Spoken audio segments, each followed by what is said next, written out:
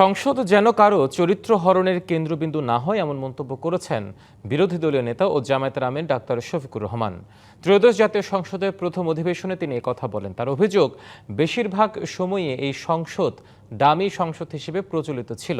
সামনে যেন সেই পরিস্থিতি তৈরি না হয় এবং এ সময় তিনি এই প্রত্যাশা করেন। এ সময় স্পিকারের কাছে একটি গতিশীল ও প্রাণবন্ত সংসদ পাওয়ার প্রত্যাশা করেন বিরোধী দলীয় নেতা। বেশিরভাগ সময় ফ্যাসিজমের কবলে পড়ে এই সংসদ ছিল অনেকটা ডামি সংসদ, অকার্যকর। আমরা অতীতের সংসদগুলোতে দেখেছি, এখানে দেশের মানুষের কল্যাণ বিবেচনায় আলোচনা না হয়ে মানুষের চরিত্র হননের জন্য এখানে বিপুল সময় ব্যয় করা হয়েছে। আমি আপনাকে বিনীতভাবে অনুরোধ করব, এই সংসদ যেন কারো চরিত্র হননের কেন্দ্রে পরিণত না হয়। আপনার কাছ থেকে কেউ সামান্যতম সুযোগও যেন এই ব্যাপারে না পায়।